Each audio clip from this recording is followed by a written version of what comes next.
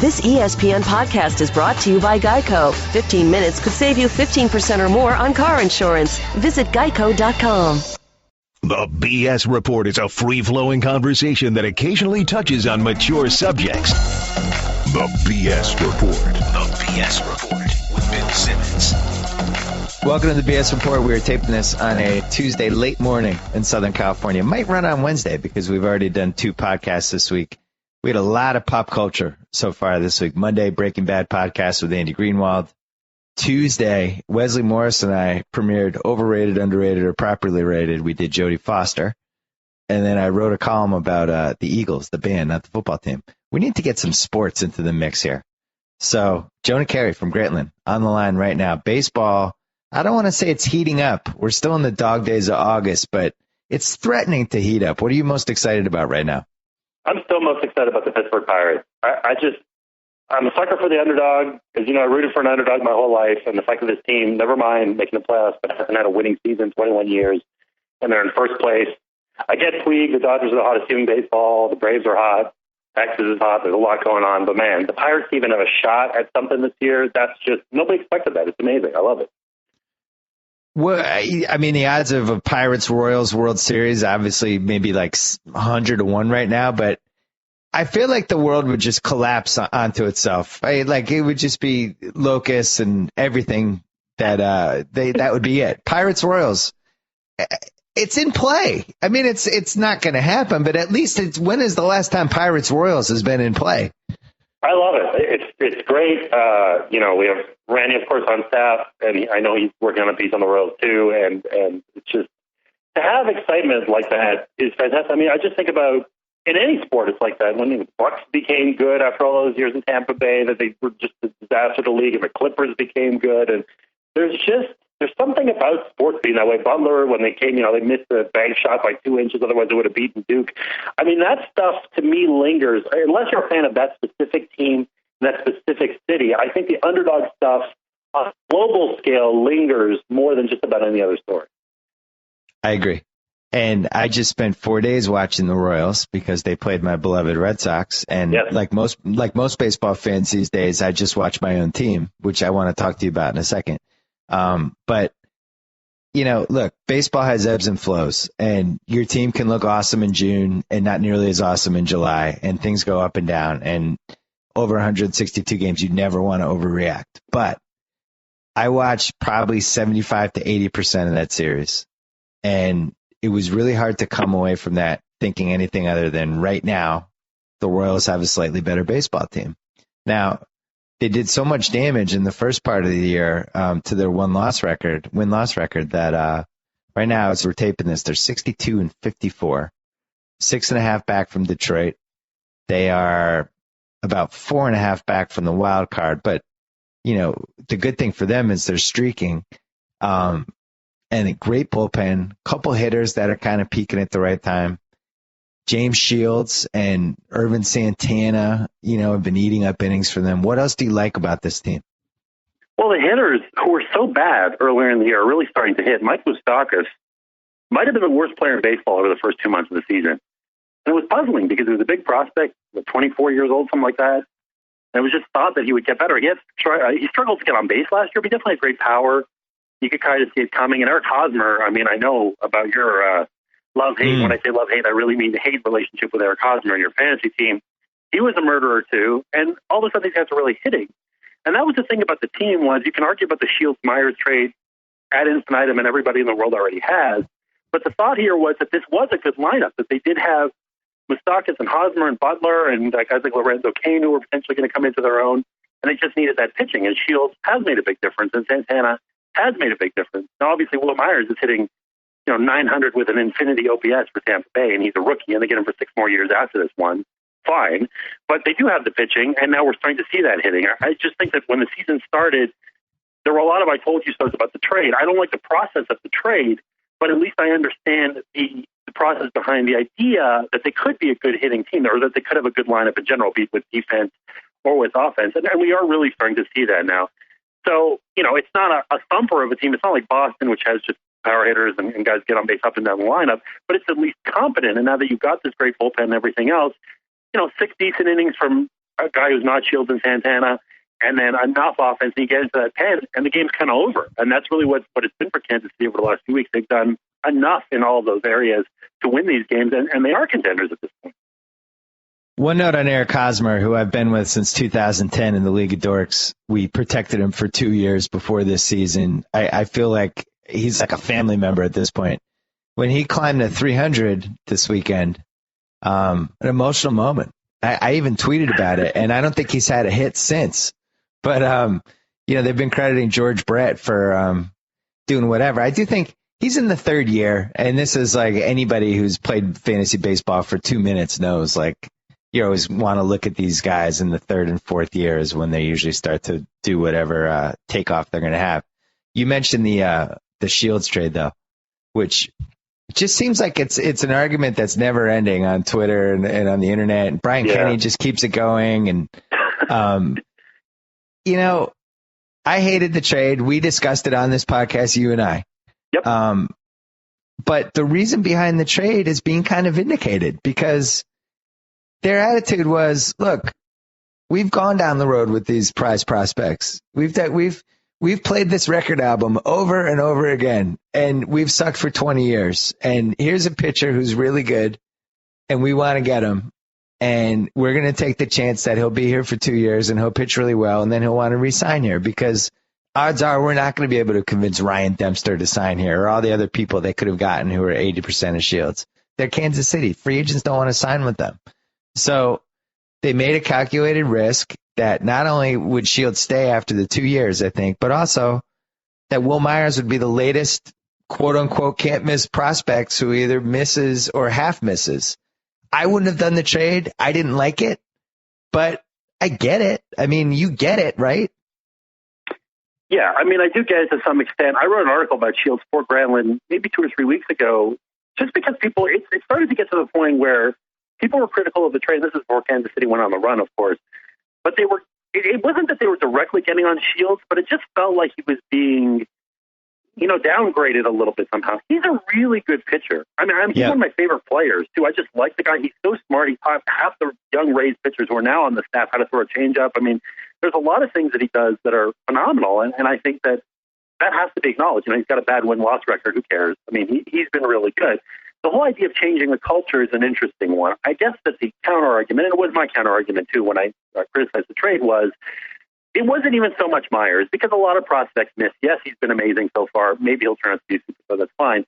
But the thing with me that I had was, the alternative to Myers was so bad. Jeff Francoeur was so bad that they actually dumped him. Now, the current outfield is not that bad, actually. They've kind of pieced it together a little bit.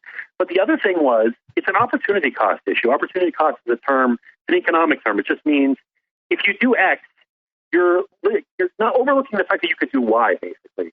Yep. So, maybe they could have signed a free agent pitcher. And there were some guys out there. Now, did they want to spend that much money for Anibal Sanchez or whatever? Maybe not. Maybe they wanted to go cheap. But then that's back to the owner being cheap. David Glass, who's a billionaire, and chooses not to spend money. That's not really a process argument. That's just kind of a cop-out. Right. And you mentioned the free agent. The logical thing to do would be to have kept Will Myers and try to overpay a free agent pitcher to come. But what did the Red Sox give Ryan Dempster? Like 3 years, $37 million, something like that? 226, I think. 226. So let's say they offered Ryan Dempster 3 years, 40 to come, and then they got to keep Will Myers. Wouldn't they have had to give up compensation for Dempster? They would have to give up a draft pick. At least one. But I mean, the thing about a draft pick, it's not like basketball or football, as you know. Right, it's not a lottery pick. Certainly, it's certainly possible those guys pan out, but there's so many guys who bust in baseball. Again, Myers could have busted too, but Myers had been through the gauntlet. The thing about prospects in baseball is we get so excited about these guys who are on the cusp because they've been through the gauntlet. They've done that, and we now know that whatever they were drafted, 10th, 15th, 1st, 12th round, whatever, they have proven themselves to some extent. Not all the way because they're not in the big leagues, but they've proven themselves. Will Myers, at the beginning of the season, had way, way, way more value than a first-round compensatory. Right. But the point is, door A would be Ryan Dempster, 3 years, $40 million. You keep Will Myers, and you lose a compensatory pick. Door B is James Shields. You keep your compensatory pick, but you lose Will Myers. I would have chosen door A. I mean, I think most rational people were. But I really get I do get where the Royals were coming from and the philosophy of just year after year after year building over these can't miss guys. And we've seen it forever. The 80% of this times, these guys who can't miss, and they were going through it with some of the guys they already had on the team. So, I get it. I also, I've been watching James Shields. He's been pitching against the Red Sox for years and years. Always liked him. I think he's a gamer. What is he, fifth in the innings in the majors right now? He's probably going to end up around 230, 235 innings, something like that. Something to be said for that. As you said, he's had a big impact on that team. When you have somebody who's a professional, who's been around the block, who's been in big games, like you can't put a price on that. That's the kind of thing you got to throw out the win-loss record and all that stuff. Like, I would say that stuff is just as important. And if they have a big playoff series in the middle of September where they have a real chance to get the wild card, that's a guy I want to trot out there on the Friday night where I'm trying to lay the groundwork for whether I'm going to make the playoffs or not.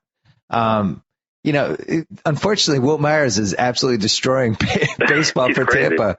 That part's a little awkward. It would be nice if Will Myers didn't have like the 1,000 OPS.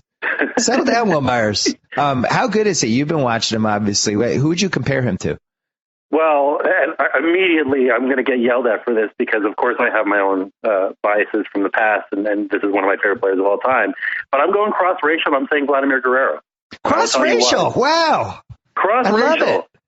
Love it. So it's not, listen, young Vlad, people forget. I think that people who only remember old Vlad, and the Expos were not on TV much when he was in his prime, but he ran like Clemente and he threw like Clemente and he did all the Clemente things. I'm not saying that Myers has that well-rounded skill set, but the way that he hits, the no batting glove, the fact that he swings at pitches and belts pitches out of the strike zone, high and inside, low and outside. His first home run in the major leagues was a pitch that was probably 3 or 4 inches off the plate. He goes oppo and hits it out in Yankee Stadium. Granted, I might be able to hit it out oppo in Yankee Stadium. I played 1 year of Little League and was terrible. But I think the point stands that this guy has this incredible plate coverage, very tall and rangy, the no batting gloves again, that just kind of, it's sort of a violent and smooth swing at the same time. I really do see a lot of that in him. That's what he reminds me of. And there were a few hitters as exciting as Vladimir Guerrero was in his prime. I don't know that he's going to be that good, but that is the first thing that comes to mind.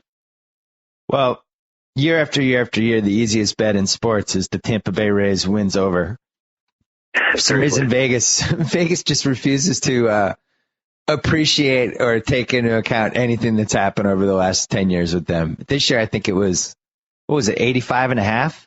Yeah, 86? It was the lowest that it's been in a few years. And Sal and I always discuss over-unders with you, and you're a conciliary. And we've just reached the point with Tampa where it's like, if your over-under's under 90, we're betting on the over. Because every year they put it together, and every year they figured it out. This year they started out a little slow. Yep. And it had the makings of a possible maybe transition year. And then, like always, they caught fire. And one of the things they did was they waited as long as possible to bring Myers up because you get that extra year of eligibility, which is you and I have discussed in the past. I hate it. You argue. It's one of the things we disagree. Oh, I hate it too. I just think that it's a kind of a necessary evil. I want the best players on the field. Will Myers came up a little bit after the team had taken off, but the really depressing thing for me as a Red Sox fan, I really like this Red Sox team. I've enjoyed watching them. I have no quibbles with this Red Sox team. It's the first likable Red Sox team we've had in 5 years. But you think about that Tampa staff and the 1-2-3 they could trot out in an ALDS versus the 1-2-3 the Red Sox have, and it's just discouraging. If Hellickson gets his together, he might be a better pitcher than any starter the Red Sox have. And the 1-2-3, I know Matt Moore went on the DL, but I'm sure he'll be back by September. But their 1-2-3 is just outrageous, and it's really hard to think like you can have a regular season team, you can have a playoff team. Ideally, you want a regular season team that also translates as a playoff team. My fear with this Red Sox team is that it's a regular season team. Does that make sense? It's possible. I will say that our new colleague, Nate Silver, actually wrote a great piece about this in a book from a few years ago called Baseball Between the Numbers, which I participated in, and a whole bunch of people who now work for teams and all that. It was when we were with Baseball Prospectus. And he talked about the idea of building a team for the playoffs. And, there's been some argument about this theory since then, and maybe it's true and maybe it's not true. It certainly felt true. And he basically said that the traditional thought holds, that if you've got two superstar starters, just very good defense, good run prevention, and one great closer, you're fine. Now, I don't know if Fernando Rodney is a great closer anymore. He's been much shakier this year. Yep. But David Price, I'm pretty sure the stat still holds. I think he's walked one guy since the beginning of July. I'm going to let you think about that for a second. One walk since the beginning of July. Kershaw and Harvey and all these guys are doing these amazing things. Price started off terribly this year and has really caught fire since then. The Sox are not built that way. Kochi's been amazing, so you certainly can't argue about the closer element. And I think that they do play pretty good defense, though. I mean, Pedroia is about as good as it gets. They got some other guys. Obviously, losing Iglesias hurts, but Drew's not bad. That's all right. But the two horses at the top of the rotation, it's not there. I mean, Lester, there's just so much snark about Lester. He was supposed to be the ace. It hasn't happened. Buchholz became amazing early this year. I mean, it really seemed like this was his year, and of course he got hurt. So, Felix Dubron, is he your most reliable starter at this point? I like Felix Dubron a lot. I picked him as a breakout guy this year. Big fan. But yeah, you're going to be outmatched by other teams, at least on the pitching side. The good news, of course, is that you still have a murderer's row of a lineup, probably the best in the league. But, if the theory is that it's pitching and defense and wins in the playoffs, and that's true, then that doesn't necessarily stack up all that well for Boston compared to other teams. They have a lot of guys who will throw 6 innings and give up either 3 or 4 runs in a big game. And that's an issue. You mentioned David Price. It's really, you talked about people noticing. I'm sure nobody has noticed more than the Los Angeles Dodgers. And you think about the Dodgers and just how little they care about money. I mean, they gave Andre Ethier, who's basically a fourth outfielder, and when their starters are back, he's in the first year of an $81 million deal. Like, that's the kind of money we're dealing with here.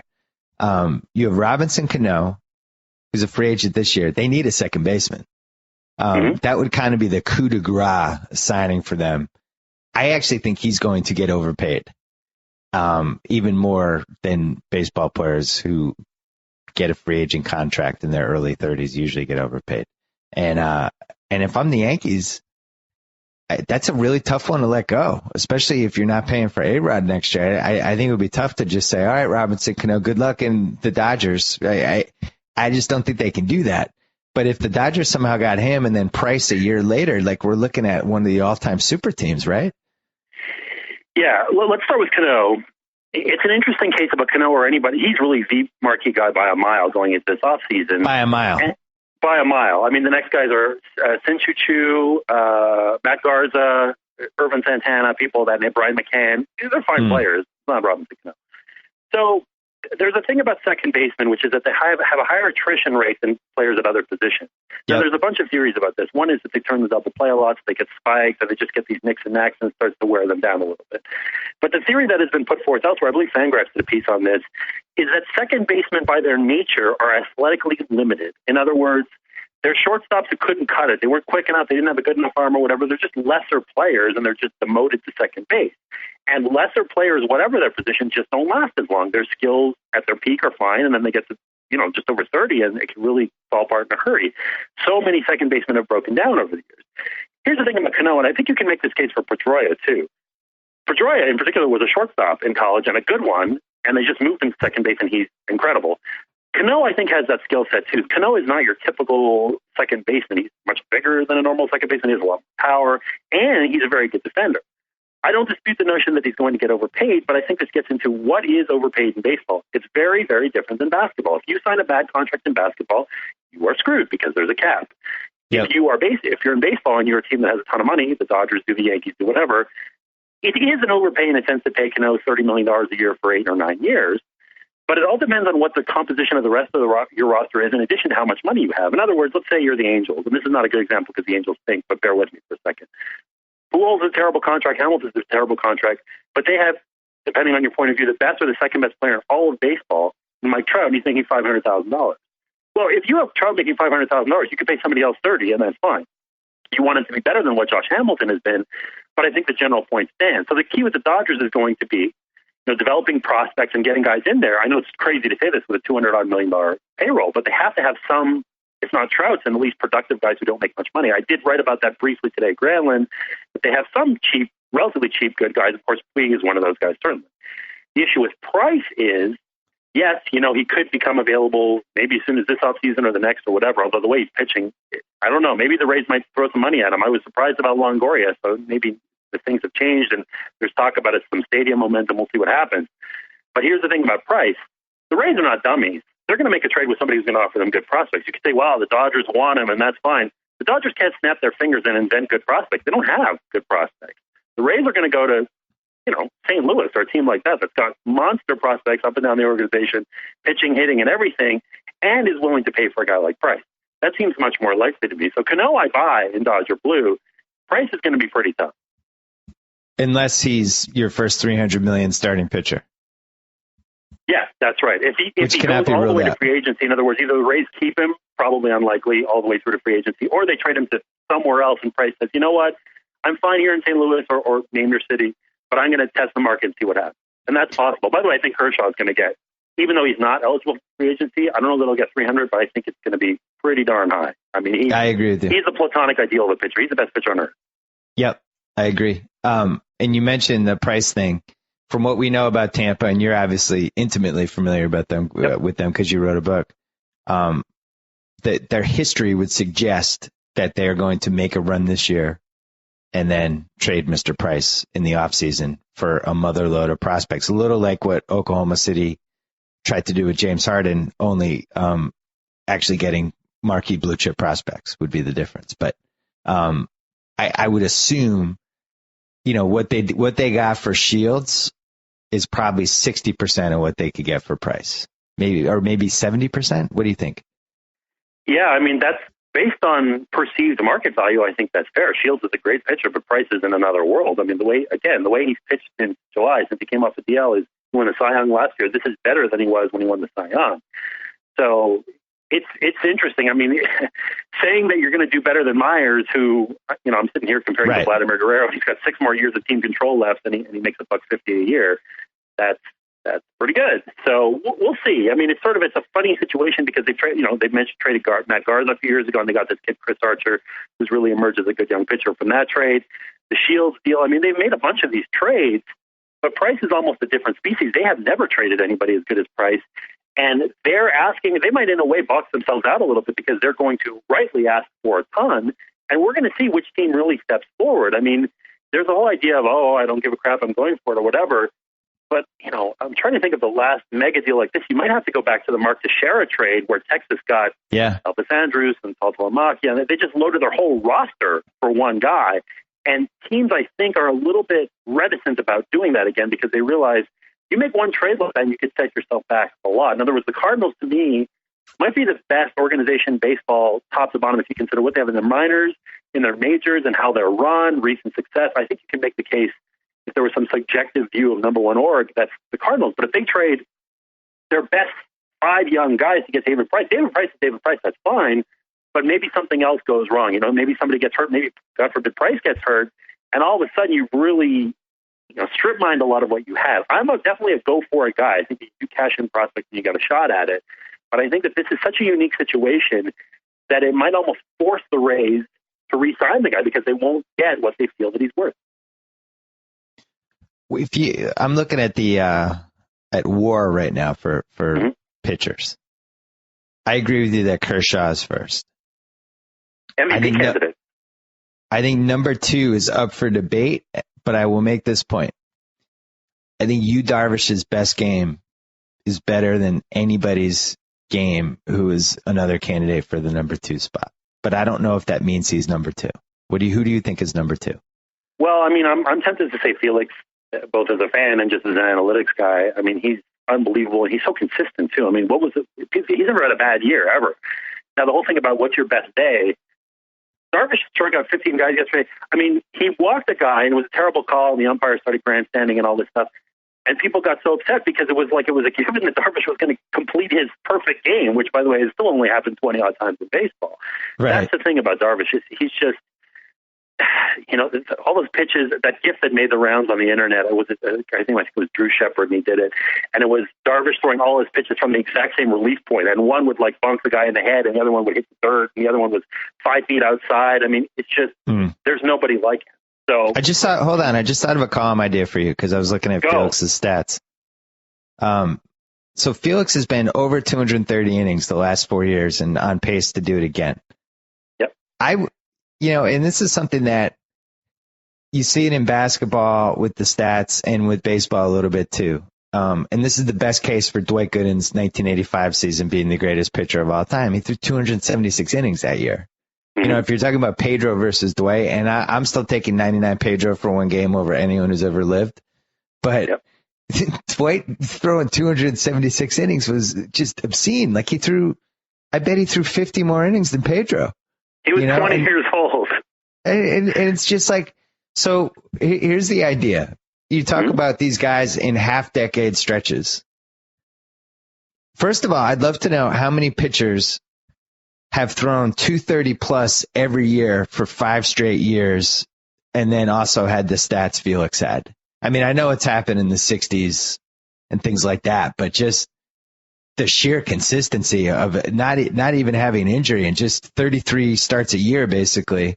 And Felix has been 30-plus starts every year since he's been a starter in the majors, which that's another thing. He's 5 starts away. This will be his 8th straight 30-plus start season. Like, who's done that? Kershaw doesn't get hurt either. And the guy that I'm going to put up against Felix is actually Greg Maddux. If you look at his peak, started in 96. You're talking about 245 innings that year, then 232, 251. He did have a 219, but then 249, 233, and he was out of sight. And that was right after 94 and 95, which he could do nothing about because those were both work stoppage years. Yeah, and he still had 200-plus in those years. 200-plus. There were 114 games played in 1994, and he threw 200 innings. And he had a 1.56 ERA and 1.63 ERA those years. We're not even going to get into FIP and all that, but those were low too. That was, 94, 95. That was very much, you were in the steroids era by then. He was doing amazing. Albert Bell had 103 extra base hits in 1995, which was a strike short season. That's the kind of player that Maddux was up against. It's funny about Maddux, and I wrote a piece recently for Grantland where it was a very objective. I loved it. The best coolest was great. Best coolest. Everyone go read that one. It was a good one. Thank you. So, I tried to say, okay, well, who are these guys with the best stats or whatever? But then I kind of got into, well, who's the coolest? And Pedro was number one for many, many reasons, because he was very good, because he was an expert, all these things. But Greg Maddux, I'm not quite sure that we really fully fathom Greg Maddux. Greg Maddux in his prime threw a 91 or 92 mile an hour fastball, and he didn't have a trick pitch. And he killed everybody. He was up against, to me, Clemens and Maddux are probably, in terms of if you talk about peak and career, forgetting about how Clemens arrived at that, it's hard to argue that they're the two best pitchers of all time. But hold on, I have to interject one thing. Yeah, go ahead. 355 wins, 128 games over 500. And I know Brian Kenny thinks wins and losses aren't matter. By the way, he's going to come on at the tail end of this podcast. But 3.16 ERA, 5,000 innings. You're right. I mean, when we're talking about greatest 5, but back to the Felix point, though, you had to come up with probably the best pitcher of the last how many years to top what Felix maybe is ever. I mean, especially if you deduct points for Clemens for how he arrived there, then you could make the case that we're comparing Felix to the best guy who's ever existed. And the other thing with Maddux is Clemens had that big dip when 93 to 96, Clemens was pretty up and down before he miraculously got his fastball back. I'm going to say miraculously with air quotes. Indeed. During the last 3 months of the 96 season when all of a sudden he looked fantastic again and then carried that over into Toronto for 2 years. And at the time we were all mad at Roger Clemens because we just thought he was working out and stuff, which maybe he was, who knows. But wait, so quickly, we got to go back to this. So you think Felix is number 2?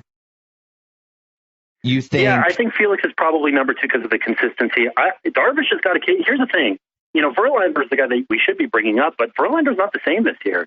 And where I thought you were going when you talked about the innings with Felix is you were going to talk about the column idea was, and by the way, I do have Felix in my notes to do a story on him, so I guess we're on the same page. But I thought you were going with how many innings can they do, because you were talking about the NBA, and I thought you were into, well, you have this many miles on your odometer, or you have this many carries as a running back, and eventually it's going to go. And the old... I like that theory, too. That's good, too. I like that. Because what did Verlander do? The the innings thing, and Randy, of course, is one of the pioneers of writing about this stuff, is how many innings is enough. And look at two guys, Verlander and CC Sabathia. I mean, they're way down from where they used to be. And it's just, the odometer just started ticking too many times. So does that mean that it's going to happen to Felix? Does that mean that we need to appreciate these 230 guys as long as they last? Does that mean that you need to be a physical freak to do it? Yes. There's a lot of questions. So there's a best and a most durable question. By the way, I don't think Felix is as good. I should clarify a little bit, or I'm going to get jumped on by my fellow nerds. He's not as good as Maddox was, because Maddox pitched in a different era. Felix pitches in a much friendlier park.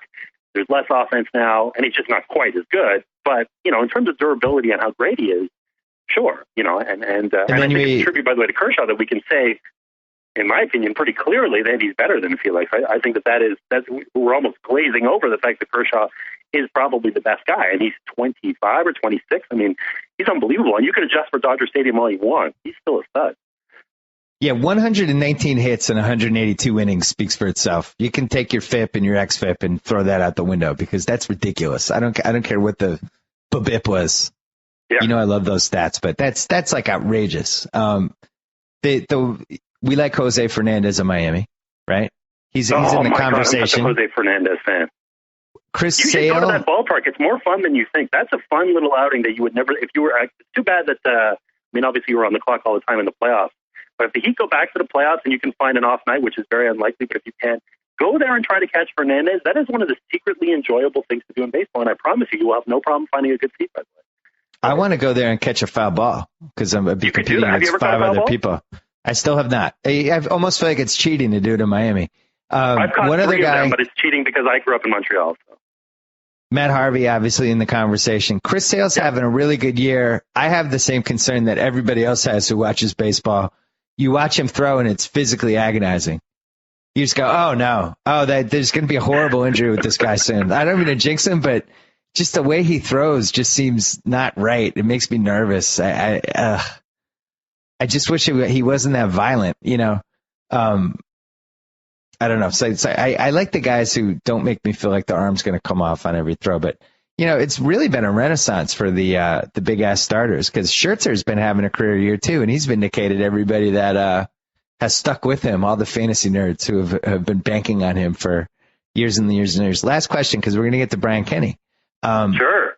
Brian Kenny is on a kick of wins and losses. Throw it out the window. Don't matter. Just quickly in 20 seconds, where do you stand on that? I think you could throw it out the window, but I think saves are much more harmful to baseball, because managers lose games by saving their closer for situations, whereas win-loss is mostly just who the writers value or what the writers value. I would go with kill to save over kill to win, and you could tell BK I said that. Would you, instead of wins-losses, would you be more interested in a stat, do they win the game that he starts? No, because I think that's still dependent on run support and all that stuff. I just think that there's no problem with thinking a little bit more. I think that whatever run prevention, even if you want to start with ERA, that's better. And of course, if you want to get into the other stats, that's fine. But really, how about strikeouts and walks? I mean, those are simple. Those have existed forever. I think that if you start with this guy had this many strikeouts and this many walks, it's not perfect, but it's a pretty good start. The Red Sox were 94 and 68 in 1999. Pedro was 23 and 4. Like, I feel like that has to mean something. I'm going to get into this with Kenny. We're going to call him right now. Jonah Keri, what are you working on the rest of this week?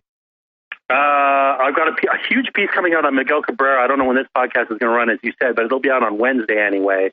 And I've done Chris Davis, Mike Trout, Clayton Kershaw. It's going to have a lot of that fun stuff, screen caps and nerd stuff, and then a little bit of behind-the-scenes stuff and all that. Kurt Schilling even weighed in on an ESPN email chain about Cabrera and just his ability and what he does, and so there'll be some quotes from him, too. So that'll be a fun one. Excellent. Really, really good work this year. I really enjoyed it. Jonah Keri, also, you have a podcast on the Greatland Network that we should mention, too. Good work. Talk to you soon. Thank you, sir. All right, we're going to call Brian Kenny from the MLB Network, our old friend. But first, I want to give a little shout-out to one of our sponsors, Stamps.com. I don't know why you would go to the post office. I keep talking about this in the podcast, and nobody listens to me. Don't go to the podcast anymore. Go to Stamps.com. Create your own little personal post office. All you have to do is go and sign up. You can put a little BS in the microphone in the top right. You get a deal on some stuff. And then from that point on, just print out your stamps. You never have to go to the post office. I hate waiting in line. You hate waiting in line. Don't wait in line anymore. Go to stamps.com, our sponsor. Put the BS into that little microphone in the top right. Get a little sale off on stamps. You get a little scale. You get a whole bunch of stuff. Stamps.com, a great product. We use it. I use it. Dave Jacoby uses it. I don't know if Brian Kenny uses it, but it's a good one. And now, Brian Kenny. My single favorite person who ever left ESPN, and somebody I root for all the time. I love this guy. I miss him. I miss calling him a coworker from the MLB Network. Brian Kenny, how are you? Good, Bill. Good to talk to you again. You've been making me mad on Twitter. Really? Why? First of all, how dare you throw wet blankets on the poor Royals fans who've suffered for 25 years? I mean, you might as well, you're like the friend who has a friend who hasn't had sex in 25 years and finally has sex, and then you're like, well, she's not that good looking. I mean, can't you let them enjoy this for like a week? Oh, Royals fans, I mean, yeah, you know what? I was just bringing that up, that, hey, it'd be easy to bash the Royals when they start losing again or when Shields has a bad outing. I don't do that. I talk about them when they're winning and Shields is having a good outing because, you know, it's easy to get caught up in the emotion of it. But that trade will be bad, but I admit it. Look, enjoy it. And I backed off. And one guy was like, can you let us just enjoy this? I said, yeah, you're right. And I backed off. Enjoy it. If people are going to the park, then it's good for right now. But they're going to be regretting it by next year and the year after, certainly. Jonah Keri was just on. We talked about that trade. And I was saying how I get it. I totally get why they made the trade. I disagreed when they did it. But the ancillary benefits of having James Shields on your team is pretty good. And on top of it, it really seemed like they were just playing the odds and being like, look, we've been down this road 40 times with prospects, and 80% of the time we've been burned. And we know this guy is good. And we're tired of relying on these question marks. And we're just going to get this guy, hope he pitches well, and then we'll re-sign him 2 years from now. You at least understand that part of the thinking, right? Yeah, I do. If you're at a certain place on the win curve, and what I was thinking was they're not close, they're not high enough on the win curve yet, which I think will bear out to be true. They'll fall just short of a second wild card.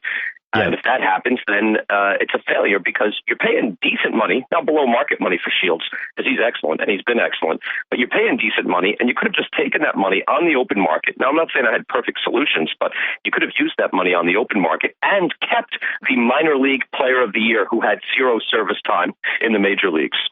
Right. And we were saying like they could have spent 3 years, $40 million on Ryan Dempster, who would have been somewhere between 65 and 80% of Shields, depending on how he pitched. And then you get to just Dempster, Brandon McCarthy, right. You know, Scott Feldman. There's a bunch of guys out there, and not all of them were great, but that's the way I would have gone. And then you'd have Will Myers, who, you know, right away looked to be a 3 to 4 win player by the time he was in his second year. And you have 6 years of club control with him. Right. And the problem is Will Myers is crushing it for Tampa. It would be easier if he was hitting 238 right now, but he's hitting 330. So that's a problem too. But you have to admit, let's say the Royals are like a game out here, and it's the third week of September. It's a Friday night. They're going against one of the other possible wild card teams, and James Shields is pitching for them. Like at that point, the trade makes a little more sense because they did it under the impression that we're going to be good this year and we need this guy, and this guy is a potential ace and somebody we can count on in a big game. So if that situation happens, would you feel better about the trade then? Oh, yeah, absolutely. And I'd feel much better about the trade if they even made the second wild card, and even if they lost in a wild card game, because where they've been, definitely that would be, you know, a lot of excitement. That would be a huge improvement. But now think about how good that feels, and think about 2 years from now when you don't have James Shields, and you don't even have Wade Davis, and you don't have Will Myers. How does that feel? You know how it feels? The same way they've been feeling for the last 25 years. Depressing.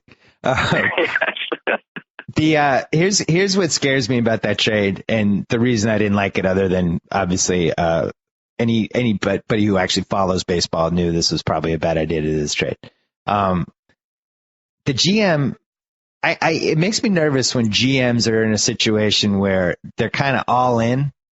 You know, the poker hand is on the 7th card, and it's like either I'm going to win this hand or I'm out anyway. And it's not helping me if Will Myers is good 5 years from now, but I know James Shields is good this year. And if we make a playoff push, then maybe I'll get a contract extension. I do feel like that's part of this. And we see this in basketball too. We just saw in Toronto, Brian Colangelo traded for Rudy Gay and then got fired 3 months later. That is the thing that sucks about sports sometimes, when you have somebody making decisions for your team that's making them because he's trying to save his job. And do you feel like that might have happened here a little bit? You know what, Bill, I try to go with what I know. I have no idea. I know that's been written about a lot, that Dayton Moore was thinking this. I have no idea what Dayton Moore was thinking. He might be, I deal with people all the time that don't think the way I do, or the way the top sabermetric people do, or the people who do the real cost benefit analysis in baseball do. So I don't know. He might have just thought that this was the time to win, and Shields had what it took, and that he would eat innings. He thought the same thing when he brought in Santana. He made a bet on him. He was right, and that's really helped him a lot. So I don't know. I have no idea. I try not to get into the motivations of the GMs, just their decisions, and judge them like that. That was a very political answer. I don't know what's happened to you since you left ESPN. Why did I blast the guy? I have no idea what he's thinking. I don't know. I just know what he does. Truly. Is there media training at MLB Network that they tell you to give political answers? Hey, we have to argue about something. Look, I'm with you. Wins and losses are a little overrated. But you want to abolish them. You just want to get rid of them. You don't even want to have wins and losses anymore. What is going on with you? Yeah, look, Bill, the deeper I get into the study of baseball, and going to MLB Network enabled me to do it, every single day, year round, especially doing Clubhouse Confidential. And the more I looked into it, and the more I studied the origins of baseball, the more I realized where this came from and why it's just not even needed. And you're better off without it. We have these statistics, and we quote them because we believe they have meaning. And the win-loss record comes from a time just after the Civil War, when we went from one pitcher on the mound throwing underhand or sidearm to 4 pitchers on the mound throwing a little bit harder. It's time to let that go. The game has evolved, and we all still, well, not everybody. I think guys under the age of 25, when they're looking at top pitchers and they're trying to figure out who's the Cy Young Award winner, they don't even look at wins and losses. And we shouldn't either. It's a false narrative. It's an inaccurate statistic. It's a true abstract that has no meaning anymore in modern baseball. So, for instance, Clayton Kershaw, who is the best pitcher alive and plays for the team that right now is the best team in the National League, or right in the discussion, is only 11-7. And Chris Sale, who is in the running possibly maybe for the Cy Young in the AL, is 8-11. Those would be your 2 big cases this year, right? I've got, I could go through a dozen cases. Hiroki Kuroda didn't make the All-Star game this year because Chris Tillman had 11 wins. Max Scherzer is probably going to win the Cy Young Award this year, not because he's excellent and he's one of the leaders in strikeout percentage and swinging strike percentage, and he's corralled his walk rate, and he's had a breakout year, and he's truly been great, but because the statistic's 17-1, or if he ends up 20-3, whatever it is. And that's the tail is wagging the dog. The only thing Scherzer leads the league in is his teammates scoring runs on the particular days he pitches. Now, what sense does that make? Right. You know, it's funny when Grantland does an oral history about how What If Sports in 2002 changed the way people think about baseball. You, me, and Max Kellerman and Gus Ramsey and a couple others, we're all playing this ridiculous simulation game that was online and still is, but back then it was more fun because back then you knew how to game the system. And one of the ways to game it was you're trying to get pitchers. They had salaries tied to each pitcher, but they overrated wins. And all of us kind of gradually realized, you know what we'll do? You want to find innings guys that also have a really great whip and high Ks and not a lot of hits given up. And it was basically everything that has eventually landed with how people talk about pitchers now. That was how to game the system for like 2 years, remember? And then they corrected it, and then it was no longer fun to play What If baseball. But we had all these different, that was one of them. Remember that people were trying to find every pitcher that also hit offensively. And there was like the 1955 Don Newcomb year was incredible. Like he had more value than he should have had than his salary. But I feel like that was the first time I really started to wonder if wins and losses mattered. Yeah, once you start looking at it, you realize it's ridiculous. And along those lines, I remember doing an event with Billy Bean and telling him about what if sports. And he's laughing. He's like, that sounds really cool. And I told him how they're closing all the loopholes now, that, they're changing on-base percentage now matters. Home runs, don't mean as much. Your slugging percentage really is a better, tell of your overall power and your production. And Billy said, he goes, that's what they're doing to me too. This was like 2004. Right. The loopholes were closing. Smart people are closing in on us. Do you think any GM, I'll ask you this, Bill, do you think any GM looked at Matt Garza this year and said, hey, what's his win-loss record? No, I don't think people have done that for years. And I think it was funny. Everybody would have the same types of what-if teams in 2003. Remember, everybody had a Wade Boggs season. Everybody had like the catcher with the 400 OBP, like Wally Shang or somebody like that. And it was just right on down the line. And this was as Moneyball was happening, but we had all kind of collectively figured out, okay, I just need to stack my offense with OBP guys and then ignore wins, losses, and look for pitchers with whip, and then just get an awesome closer who can just finish this off. And for 18 months, that's just the way it went. But I see, here's the case for wins, losses that I still kind of enjoy. Like, remember in '86 when Clemens, what did he win, his first 14 starts? That was fun. Maybe, yeah. Like, can't we still have moments like that? Can't we, like when Scherzer, what did he win, his first 13 this year? I kind of enjoyed that. It's like, all right, every time this guy starts, for whatever reason, they win. And I do feel that because I've seen it happen. I saw it happen with Pedro. I saw it happen with Clemens. I do think teams feed off players sometimes, and that it transcends this whole beautiful mind numbers game. And they, you have certain pitchers and you're like, oh, that guy's pitching tonight, and you relax a little bit more. The other team is they press a little more because they know during the game they might only have 2 chances to have a big inning. I still feel like all that stuff matters. Say, you agree with that or no? Well, look, I remember being a kid. You'll appreciate this end of it. I remember when Ron Guidry went 13-0. In 1978, and it was exciting. And I remember clipping it out of the paper, and I was all excited. How far could he go? Yeah, whatever we deem important, we'll follow. We're making all of this up anyway. This is important only because we say it is. And so, yeah, if we think it's important, it is important. I think we've just reached a time now where all you do, and think about almost every time some, baseball analyst on TV brings up a win-loss record, they're almost always having to explain it. Just like you said with Clayton Kershaw, well, he's 11-7, but he's pitched much better. Well, Chris Sale is 7-11, but he's pitched much better. Well, Ivan Nova won 15 games, but he really wasn't that good. Why don't we just get stats we don't have to explain? Why don't we just get, right. And people ask me, well, what numbers are you looking for? I'm like, look, I don't want to get complicated. How many innings did he pitch? How many runs did he give up? And the pitching to the score stuff is, is just usually extra nonsense that you're trying to explain away somebody's lack of performance. It rarely happens. It might happen once or twice, in a season, maybe, but it rarely happens. And so I just look at it that why do we do it? And why do we allow these, editors and those who run like newspapers and those who run websites who kind of drive this narrative 17-1, whatever it is. Why do we allow that to kind of drive our baseball coverage when nobody under the age of 25 is paying attention to that, but they're being told and reconditioned to believe in that? That stuff needs to go away. I would like to see, I think there's one of the things that I don't think they've worked hard enough at with baseball is a way to make the stats more relatable to everybody. You look at a stat like WHIP. Would you agree that WHIP is probably, other than innings pitched for a starter, you're going to look at innings pitched and WHIP would be the first 2 things I looked at to figure out if somebody had a really good season as a starting pitcher or not. Maybe you look at Ks too. I don't know. But if everything on WHIP was based off the number 1, so like Clayton Kershaw right now is 0.87.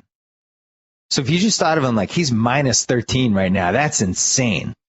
Like, I feel like that translates better than the 0.87. Or Felix Hernandez, he's only plus 8 whip, plus 0.8 whip, or you know what I mean? Like I don't know if this is even possible, but I wish there was a way to make it so that it was a little more cut and dry and simple and easy. And I could look at Clayton Kershaw's whip and be like 0.87.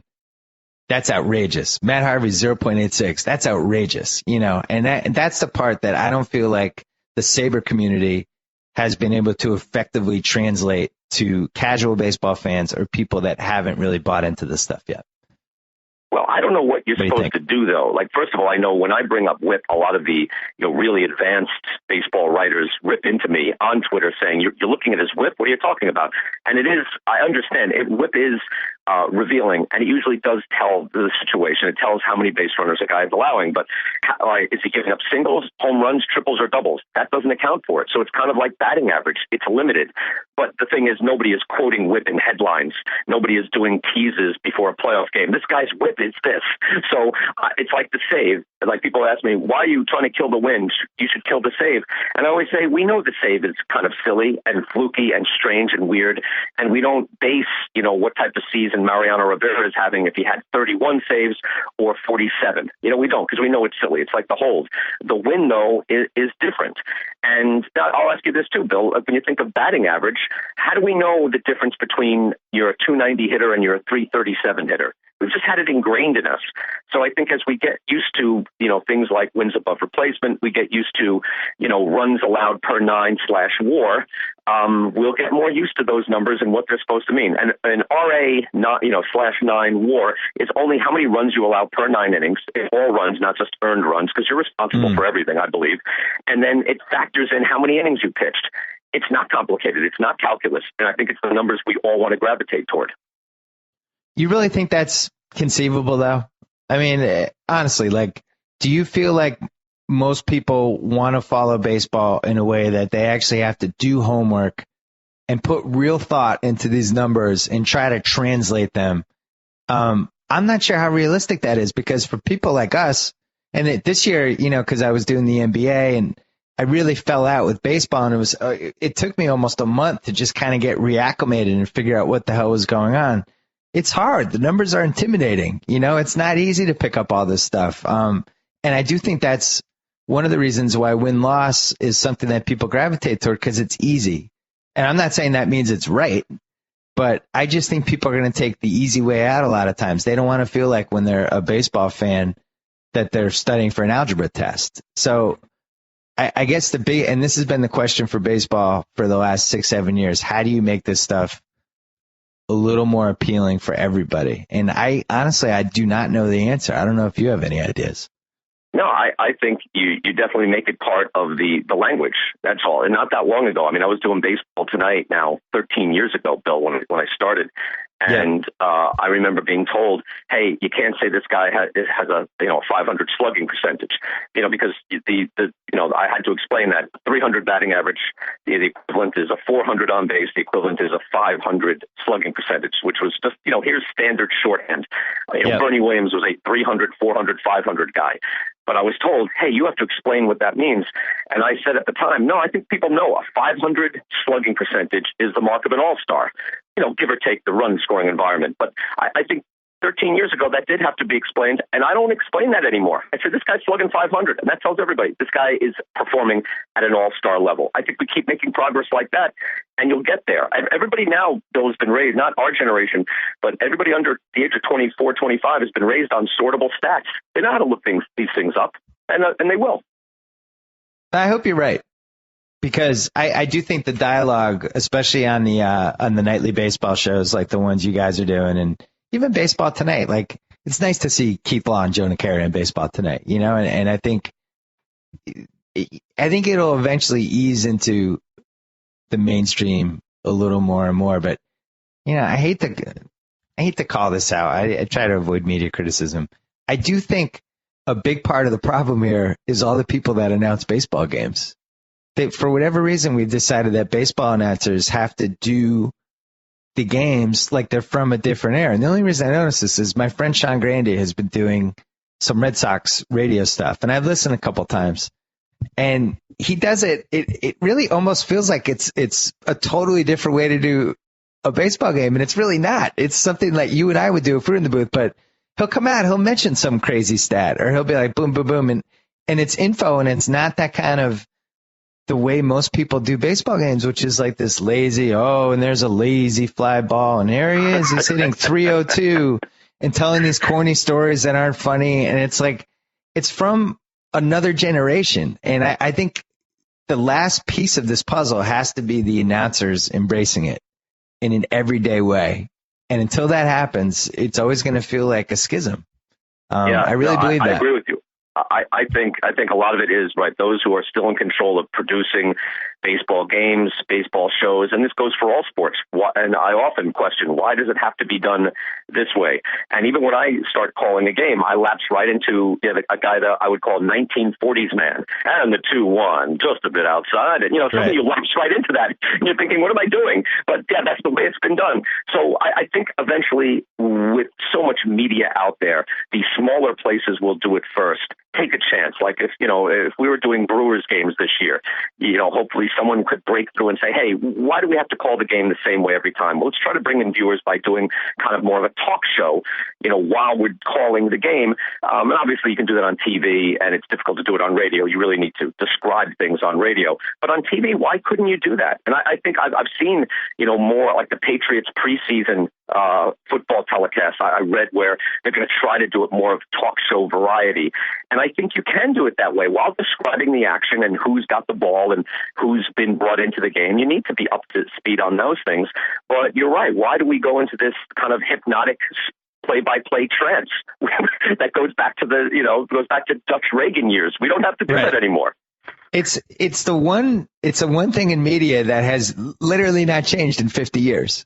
It's done the same way, with the same beats, with the same types of people. And I do think like part of the reason the advanced stats haven't really caught on these broadcasts is because in just about every case you have an ex-player who's going to be involved, and those guys for the most part have no times for that stuff. Like if you're doing a game with Hawk Harrelson, you're not going to bring up whip with him. Like it's going to go badly.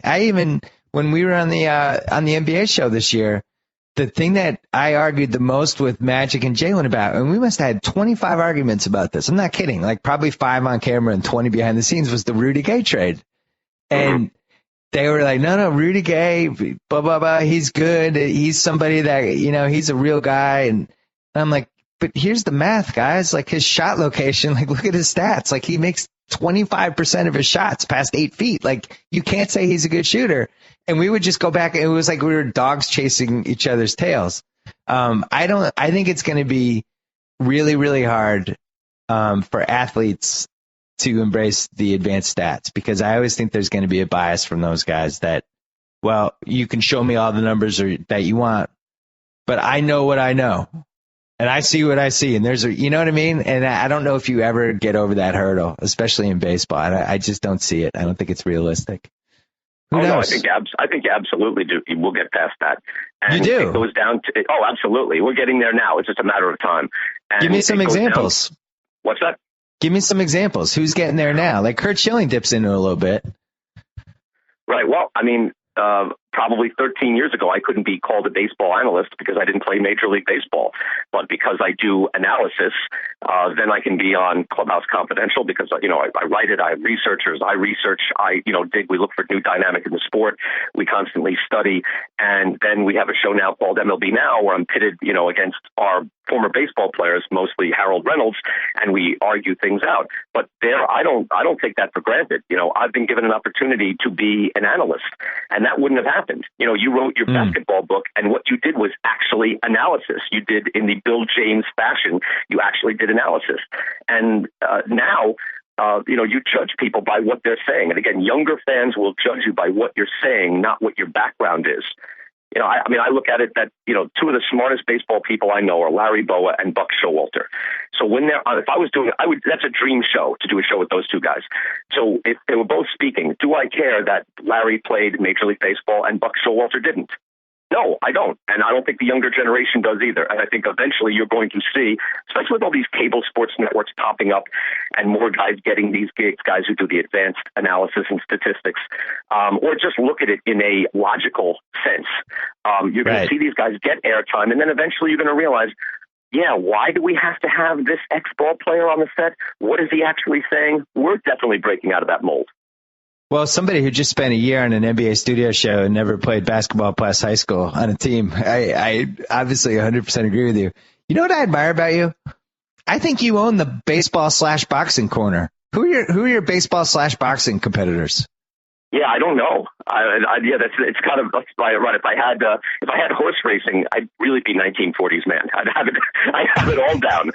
But those are my things. I just, that's what I really love doing, and that's what I've kind of, kept gravitating towards, and that's what I do now. I feel like you should wear a fedora and smoke long cigarettes. Maybe you should add that to your thing. Quickly on boxing, and then I'll let you go because you're on vacation. The last fight you were as excited about as you are, I'm assuming, Floyd and Canelo. All right, off the top of my head, what flashed in my mind? Well, it was Lewis Tyson, only because of the magnitude of the guys involved, even though I kind of saw what was going to happen, and it did happen. But also De La Hoya Trinidad. Is what flashed into my mind. I don't know if that makes any sense, and maybe it doesn't make sense, but I am excited. Look, this is old warrior. Maybe this is more like, Purnell versus Chavez, kind of old warrior against, new young, star. But in this case, the slugger is the new young guy. I think it has its own traction. And it's, I'm amazed at how much mainstream appeal it has, given that Canelo is huge in the Hispanic population and the Southwest. I didn't know if he had really gotten to the Northeast, that sort of fan yet. Obviously, this says yes, or this says that the Hispanic fans, the Mexican fans, the Southwest part of the country. Because remember, Bill, he put against Austin Trout, 38,000 people into the Alamo Dome, and he was going to be on the undercard of Floyd versus Guerrero, and instead he did his own card and put 38,000 people into that arena. So I think that's the power of the emerging demographics and just still the brand value of Floyd Mayweather's name and respect for the high level of his skill. I have here's my historical fight analogy, and I do not think the fight will unfold like this, but just what it reminds me of is Duran Leonard, the first one, because you have the established guy who is in the prime of his career or past his prime, we're not sure, who can be a nasty guy, who's an enigma, who really just ripped through everybody. And then you have the up and coming guy who really has tapped into real popularity.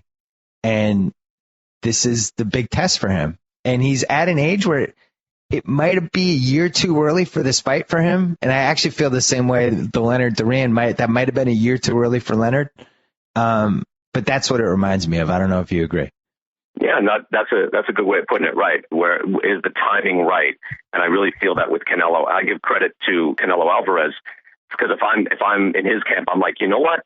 We wait around. We keep putting 35,000 people into arenas. We don't need this guy yet. And I like Floyd when he's older. Right. They had every reason to put this off, and they didn't. They jumped right into it. And then Floyd seeing the marketplace, and I think also watching the Austin Trout fight, thinking, you know what, Austin Trout was this close to start picking this kid apart late. He couldn't quite do it, but I still can. So I think he jumped on it as well at that time. Here's another one. How about Purnell versus Oscar? Young guy going up against, again, and I like the Purnell comp because Purnell is, the master craftsman, the way Floyd is. So maybe it's more like, although I kind of favorite De La Hoya versus Whitaker in that fight, but maybe it's because Purnell was not that old. Like we think Purnell was, Purnell Whitaker was 127 years old when he fought Oscar De La Hoya. No, he wasn't. I have to look it up, but I think he was like 34, and Floyd is, Floyd's 36, somewhere around there. So we think, Purnell was old, he was washed up. No, that was not the thought going into that fight. Yeah, and I would think Meldrick Taylor and Chavez would be another one, I would say. One of the things I loved about Leonard, and this is why I love what Canelo Alvarez, you said we both agree this is a risky fight for him because he could have slapped together 2 years of fights where he sold pay-per-views, where he was the big draw, where he sold out stadiums and just kind of played his charisma and personality and the things people like about him and his fan base and just built on that. But he's doing the same thing Leonard did. Leonard beat Benitez and he didn't have to take the fights that he took. Instead, he said, screw it. And he went after Duran twice, and he went after Hearns. Like, he went after every big gun he could go and get. He never had the gravy train. I'm going to be on ABC a couple times. I'm just going to beat up some tomato cans and build my legend and do commercials. Like, he tried to fight everybody. And I really love the fact that Alvarez is doing that. The other thing that makes me wonder is the people around him, if they feel like Floyd is vulnerable. And, you know, the history of boxing says he is, because he just hasn't been fighting enough. And when you look at the history of boxing, boxers in their mid-30s who stop fighting as much as they used to, it usually ends badly, right? What do you expect from Floyd? Yeah, I thought that too, but watching him box against Guerrero, and now given, Guerrero's, overrated going into that fight based on looking good against Andre Berto, and now we're seeing guys look good against Berto. But Berto's kind of like the perfect opponent. He's built like you would draw it up, and you look good beating him up. But I tell you what, Floyd is just really damn impressive. He's so on point. He's so skilled. He gets in there, and he has just such a tremendous gauge of space and distance and timing. And I think that's why he's able to kind of defy the age curve a bit. He's also somebody that, while he has this kind of life of excess, he's never let it get to his body. His body, I've never seen the guy out of shape. We've never seen a fat Floyd Mayweather. Everybody else, with the exception of Floyd and Bernard, we see a chubby version of them. We've never seen an out of shape Floyd Mayweather. So I think he's held up incredibly well. He's definitely at the point where he should be slowing down. But now, the last 3 fights I've seen him in, I've wondered about that. And he's answered the call every time. He's not like Roy Jones. He's much more like Bernard, where, his skill, his vision is what's keeping him in the game.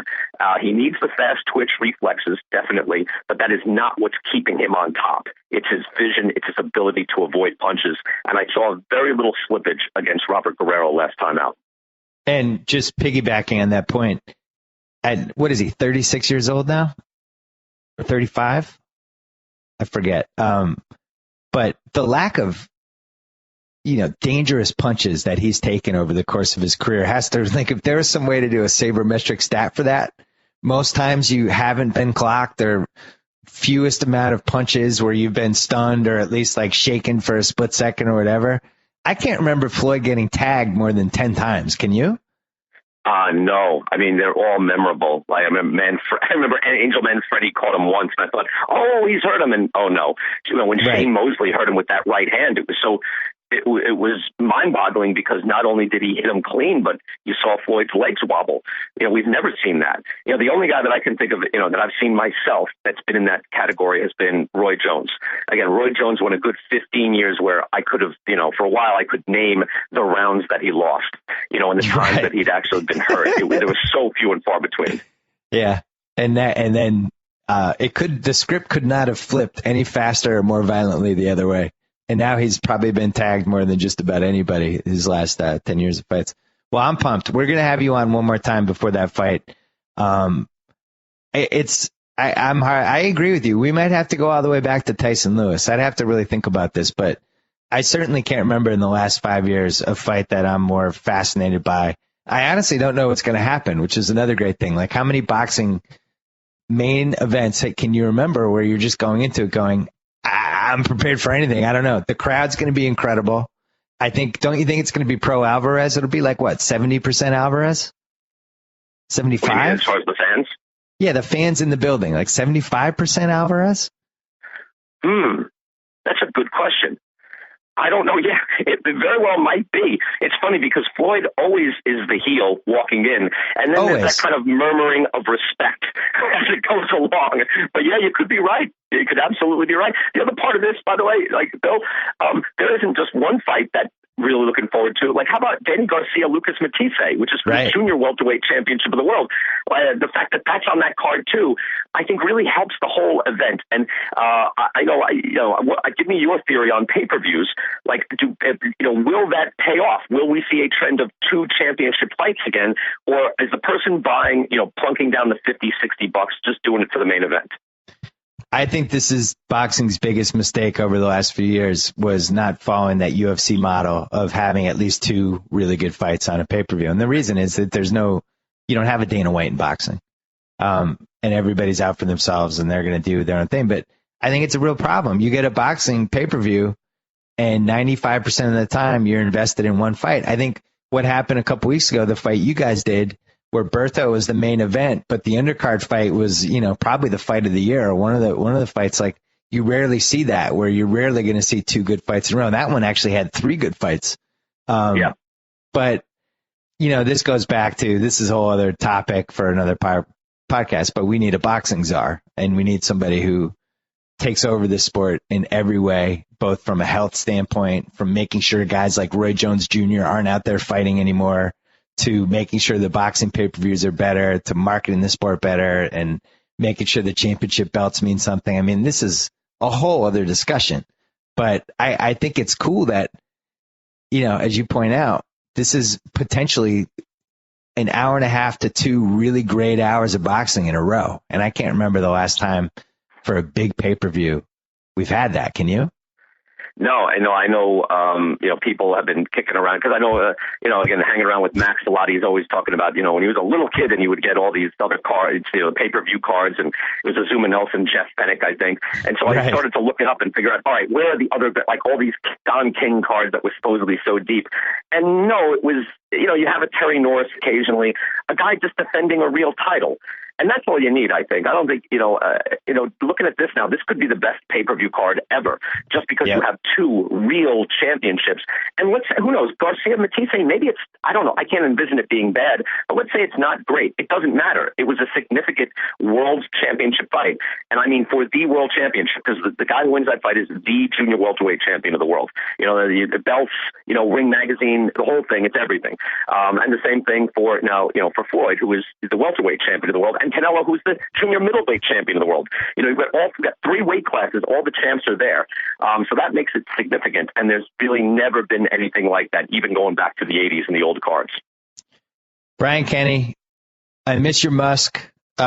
Please come on before this big pay-per-view. Also, to you and everybody else at the MLB Network, try to have fun on your channel. We're going to try to have more fun at ESPN, too. Fun is the operative word, I think, of August. So try to have okay. Well, try to have fun. I do shows with Dan Plesac, who wears a panda hat, a Kung Fu panda hat. That's fun, right? Look, all I know is there's not enough fun on sports TV right now. So we all have to step it up. We need to make things more fun. We'll talk to you before this pay-per-view. Thanks for the time. As always, enjoy your vacation. Hey, now, thank you. But you need to join the Kill to Win program. And so get on that with Twitter with your 10 million followers and my hearty little band, and watch a little MLB Now with me and Harold at 4 o'clock Monday through Friday on MLB. And you will see I exit my to my heart's content. You're going to see real advanced stuff on there. We get after it.